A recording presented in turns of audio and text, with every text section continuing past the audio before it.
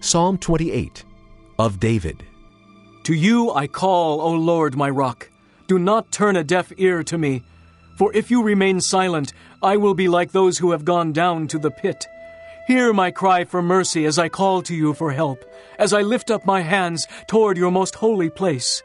Do not drag me away with the wicked, with those who do evil, who speak cordially with their neighbors, but harbor malice in their hearts. Repay them for their deeds and for their evil work. Repay them for what their hands have done, and bring back upon them what they deserve.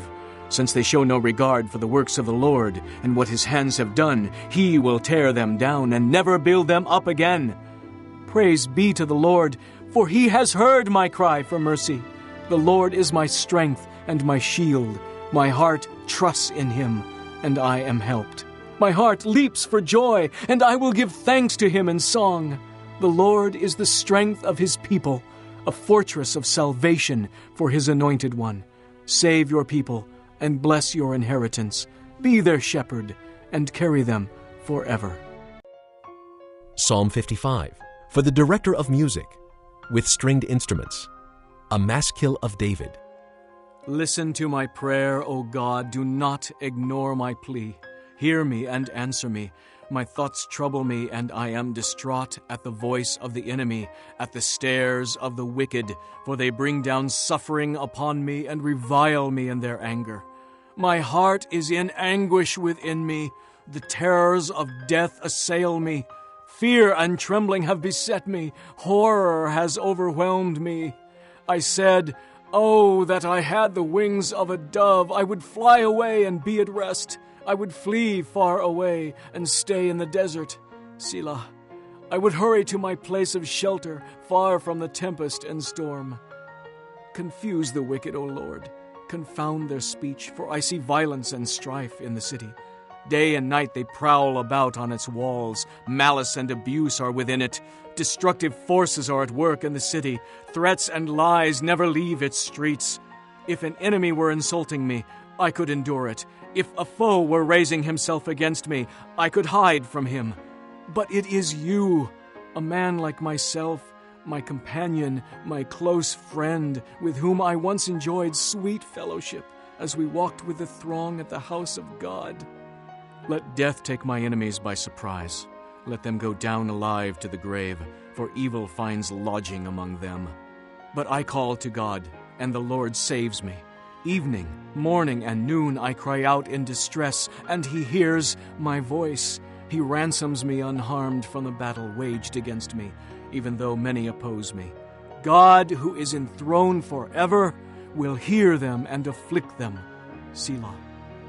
Men who never change their ways and have no fear of God. My companion attacks his friends. He violates his covenant. His speech is smooth as butter, yet war is in his heart. His words are more soothing than oil, yet they are drawn swords. Cast your cares on the Lord, and he will sustain you. He will never let the righteous fall. But you, O God, will bring down the wicked into the pit of corruption. Bloodthirsty and deceitful men will not live out half their days. But as for me, I trust in you. Chapter 16.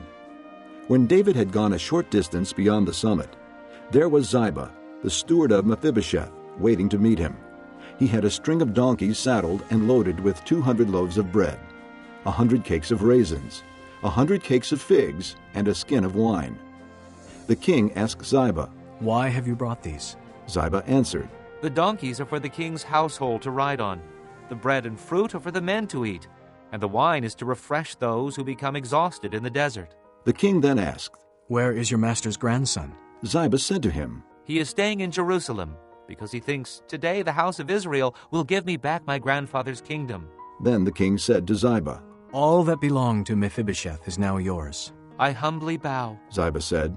"May I find favor in your eyes, my lord the king." As King David approached Bahurim, a man from the same clan as Saul's family came out from there. His name was Shimei, son of Gera, and he cursed as he came out. He pelted David and all the king's officials with stones, though all the troops and the special guard were on David's right and left. As he cursed, Shimei said, Get out! Get out, you man of blood, you scoundrel! The Lord has repaid you for all the blood you shed in the household of Saul, in whose place you have reigned. The Lord has handed the kingdom over to your son Absalom. You have come to ruin because you are a man of blood. Then Abishai, son of Zeruiah, said to the king, Why should this dead dog curse my lord the king? Let me go over and cut off his head. But the king said, What do you and I have in common, you sons of Zeruiah? If he is cursing because the Lord said to him, Curse David, who can ask, Why do you do this?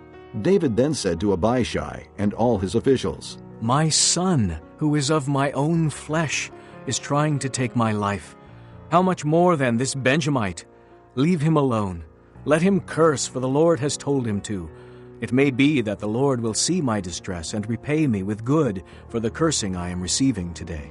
So David and his men continued along the road, while Shimei was going along the hillside opposite him, cursing as he went, and throwing stones at him, and showering him with dirt. The king and all the people with him arrived at their destination exhausted, and there he refreshed himself. Meanwhile, Absalom and all the men of Israel came to Jerusalem, and Ahithophel was with him. Then Hushai the Archite, David's friend, went to Absalom and said to him, Long live the king! Long live the king! Absalom asked Hushai, Is this the love you show your friend? Why didn't you go with your friend? Hushai said to Absalom, No. The one chosen by the Lord, by these people, and by all the men of Israel, his I will be, and I will remain with him. Furthermore, whom should I serve? Should I not serve the son? Just as I served your father, so I will serve you. Absalom said to Ahithophel, Give us your advice. What should we do? Ahithophel answered, Lie with your father's concubines, whom he left to take care of the palace. Then all Israel will hear that you have made yourself a stench in your father's nostrils, and the hands of everyone with you will be strengthened. So they pitched a tent for Absalom on the roof, and he lay with his father's concubines in the sight of all Israel. Now in those days the advice Ahithophel gave was like that of one who inquires of God. That was how both David and Absalom regarded all of Ahithophel's advice. Chapter 17. Ahithophel said to Absalom, I would choose 12,000 men and set out tonight in pursuit of David. I would attack him while he is weary and weak.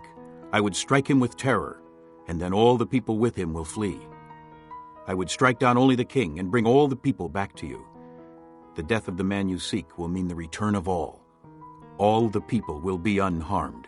This plan seemed good to Absalom and to all the elders of Israel.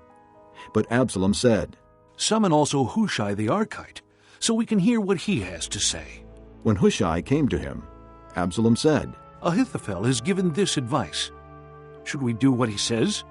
If not, give us your opinion. Hushai replied to Absalom, The advice Ahithophel has given is not good this time.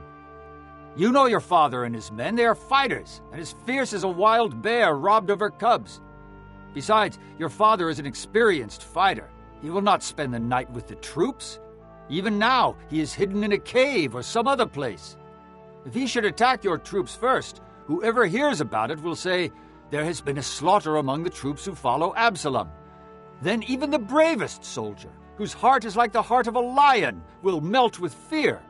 For all Israel knows that your father is a fighter, and that those with him are brave. So I advise you, let all Israel, from Dan to Beersheba, as numerous as the sand on the seashore, be gathered to you, with you yourself leading them into battle. Then we will attack him wherever he may be found, and we will fall on him as dew settles on the ground. Neither he nor any of his men will be left alive. If he withdraws into a city, then all Israel will bring ropes to that city, and we will drag it down to the valley until not even a piece of it can be found.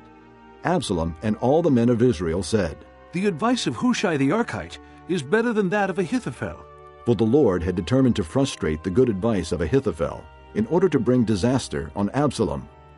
Hushai told Zadok and Abiathar the priests, Ahithophel has advised Absalom and the elders of Israel to do such and such, but I have advised them to do so and so. Now send a message immediately and tell David, Do not spend the night at the fords in the desert. Cross over without fail, or the king and all the people with him will be swallowed up. Jonathan and Ahimaaz were staying at Enrogel. A servant girl was to go and inform them, and they were to go and tell King David, for they could not risk being seen entering the city. But a young man saw them and told Absalom.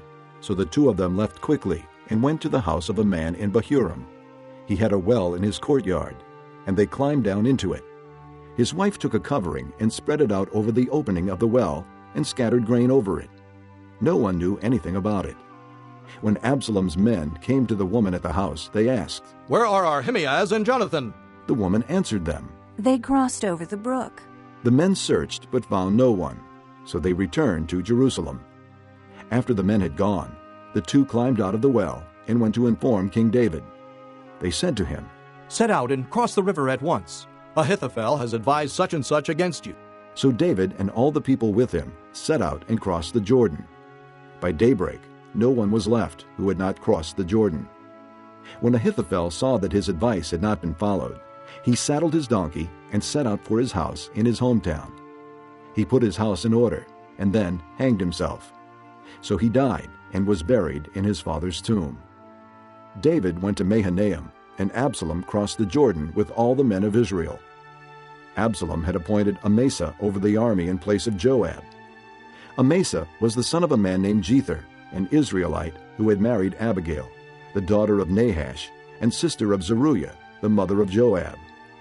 The Israelites and Absalom camped in the land of Gilead.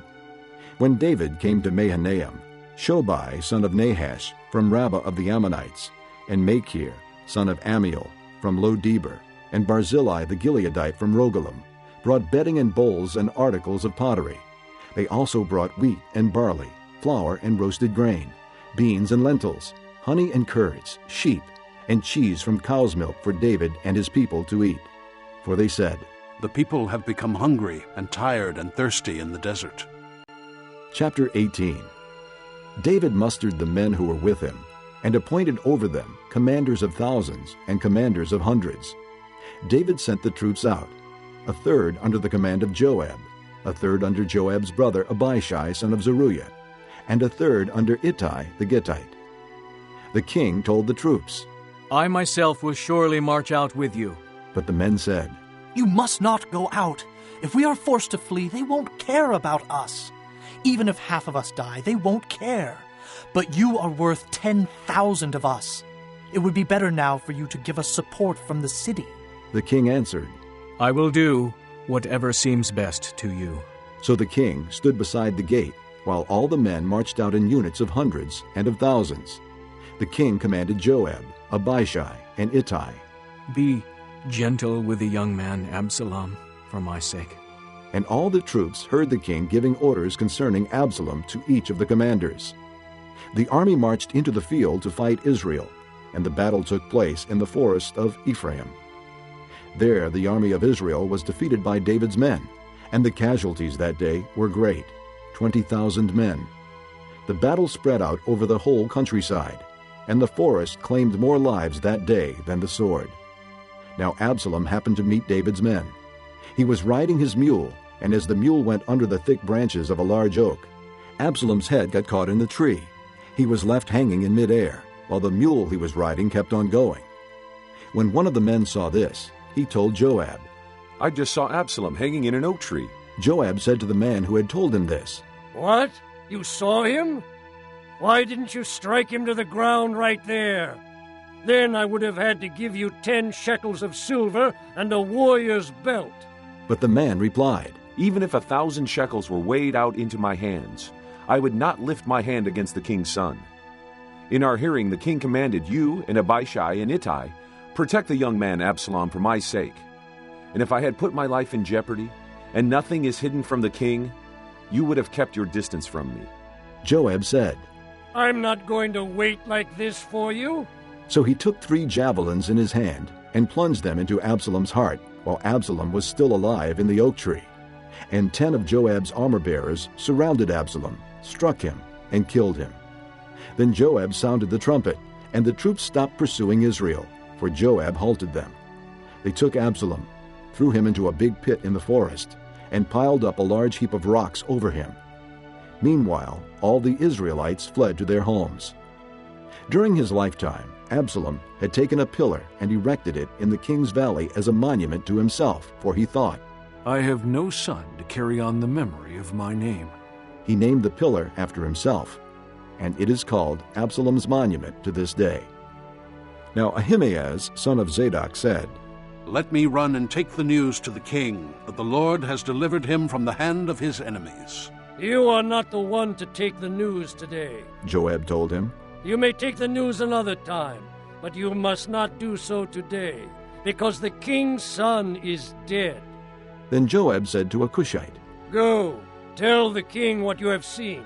The Cushite bowed down before Joab and ran off. Ahimaaz, son of Zadok, again said to Joab, Come what may, please let me run behind the Cushite. But Joab replied, My son, why do you want to go? You don't have any news that will bring you a reward. He said, Come what may, I want to run. So Joab said, Run. Then Ahimaaz ran by way of the plain, and outran the Cushite.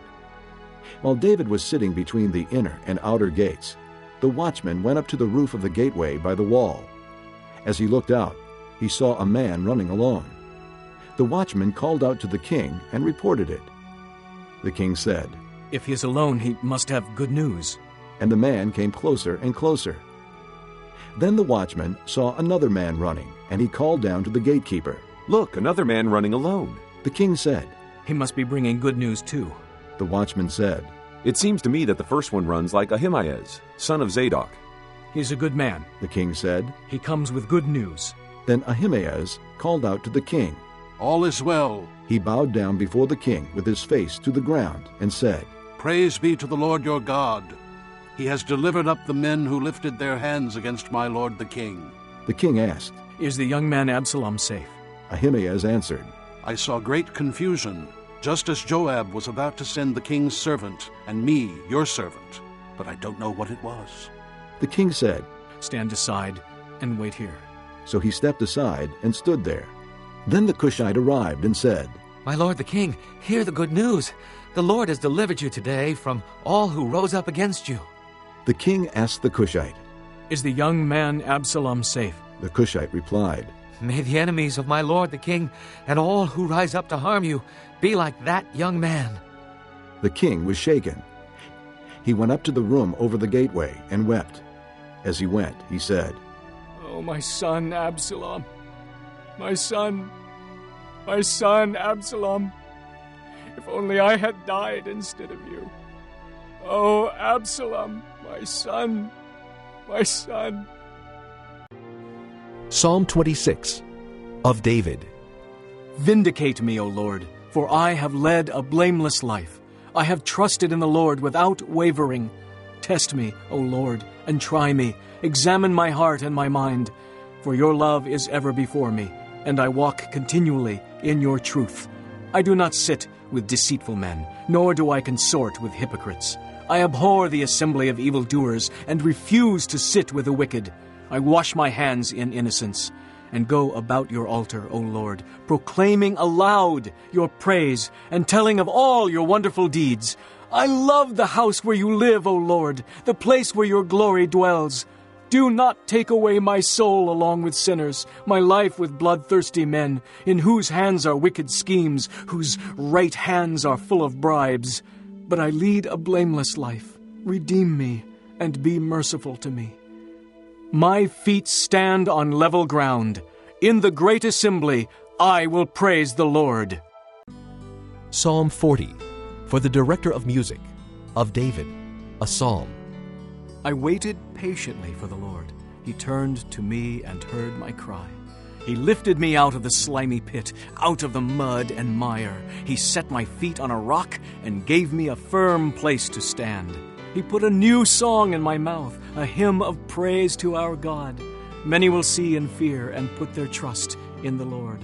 Blessed is the man who makes the Lord his trust, who does not look to the proud, to those who turn aside to false gods. Many, O Lord my God, are the wonders you have done. The things you plan for us, no one can recount to you.